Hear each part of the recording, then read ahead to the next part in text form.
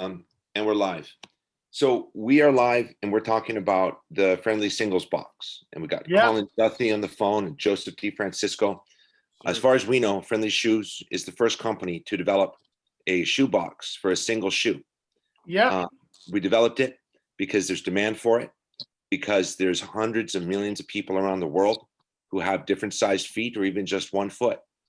And, it makes no sense for them to buy 2 shoes. And we're trying to meet that need along with the Zappos Singles program. Backstory on the program is that when Zappos first told us, hey, we're doing a singles program, our eyebrows were raised and Yeah. we said, hey, as long as you buy 2 shoes, do what you want, And they've done just an amazing job of following the data. There's a lot of individuals who have unique needs for a single shoe. Absolutely. So we developed this box, and as it turns out, developing a shoebox is not as simple as you think. But on the other hand, we found a really competent individual who has a business here in San Diego. He's a farmer named Rafael, and he manages businesses in 2 countries, USA, San Diego, and Mexico. And I go into his office, and he's got all these beautiful boxes that he's designed out of cardboard. Vodka boxes, Scotch boxes, computer boxes, Hewlett Packard, Apple, you name it. And a lot of what he does, he even made a shoe box that when you open it, it has like the shoe comes up on a pedestal. So really interesting things. So I was telling him what we need, and I brought in a shoe, and he was drawing on it. And he says, why are you trying to make a single shoe box? So I tell him about Zappos Adaptive. I tell him about these individuals who have these unique needs for a single shoe, ranging from someone such as yourself who has 1 leg to a skateboarder who wears out the left shoe faster than the right. Definitely. So there's all these things. And he looks at me, he says, I've got 2 sized feet. I said, what do you mean? He says, I had a catastrophic accident onto his ankle, and he shattered his left leg as a child. And so his foot didn't grow for like a year because the growth plate was separated. And so 1 foot is like an 8, the other foot's a 10. So it's a big difference. And he's had to stuff his shoes with newspaper and things to stay alive. Goodness. So he took a real personal interest in making the shoe box just as good as he could. And he kind of tapered it. And go ahead, Joseph, without further ado. That's why, Sorry, carry on, Joseph. Drum roll, please. Drum roll. Clap. Don't have a drum. All right, so here it is. Ryan gave his description Yeah, of I can see that. Yeah. as simple as Oh, can wow. be. Right. One of the things that are oh so important in this business world is to make sure that shipping costs are what they are, so this program can sustain. Wow, that's a well cool box. One of the details that Ryan did well was the finger hole opens up. Like that. Shoe fits inside. Fantastic. Up to size 16 men's. Wow. This particular box, and closes. Stick the top. Do you know what I love about that? I'll tell you what I love about that.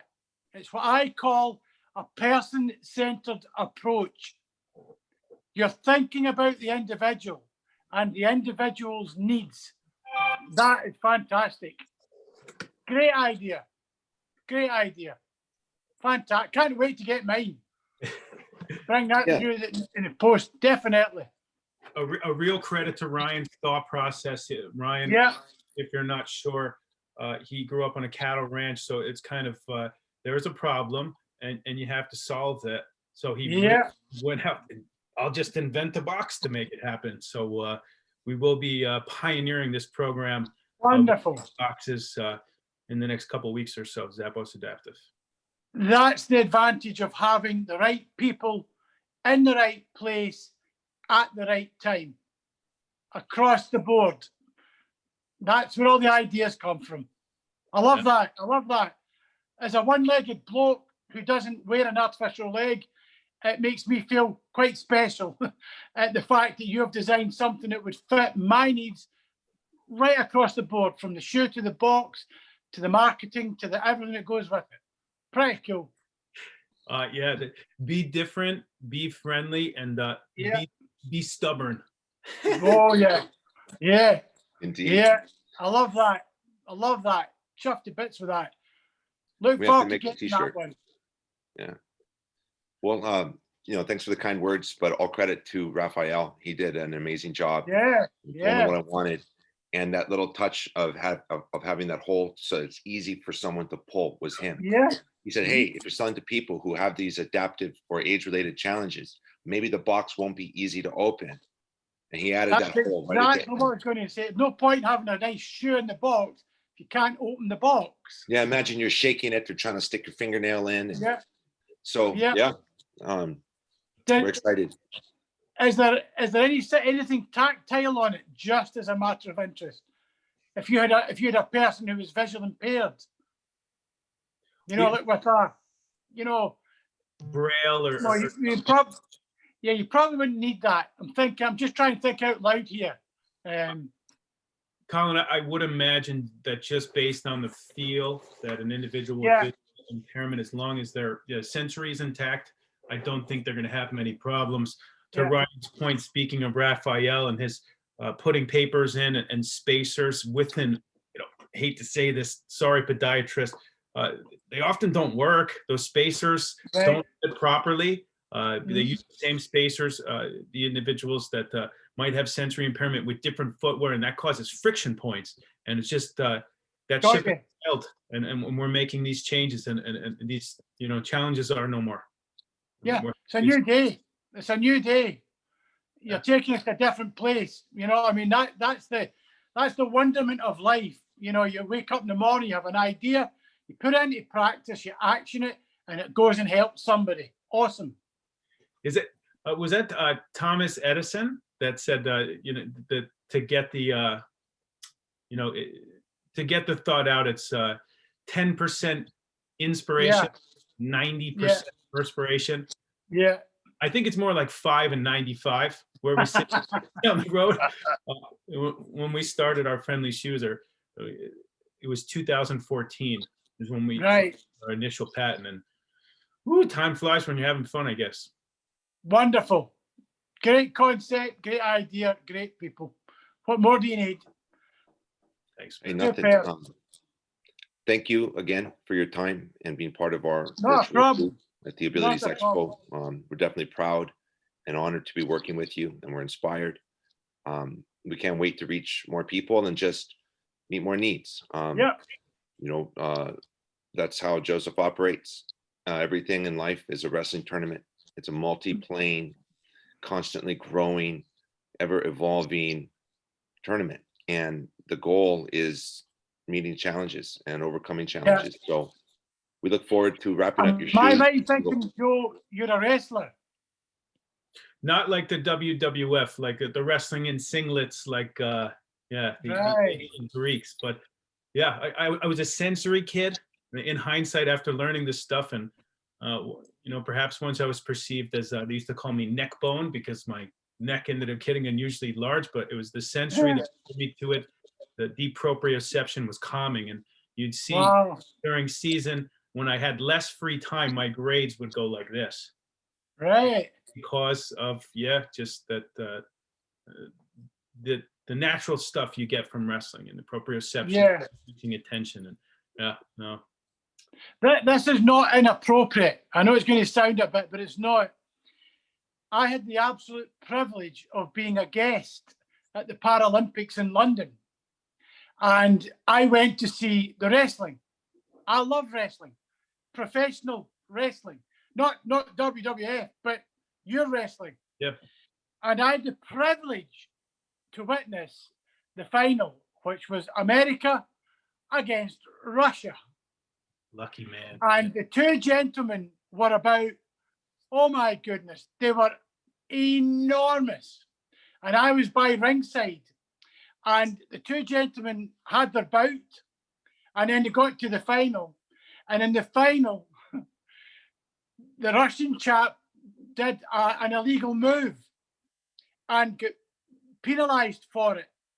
So when it came to the end of the bout, the American lad won. The Russian chap went crazy. So this is the thing. The two gentlemen were completely blind. They had just had a wrestling match, completely blind, and went into a fight, but couldn't see each other. So they were flailing, and everybody jumped off the mat because these two enormous men who couldn't see were punching the air. They couldn't find each other. That was the advantage. Or they'd hurt each other. But that was, to witness two men at that stature in the Paralympics, goodness, what a thing to watch. So, excellent. Sorry.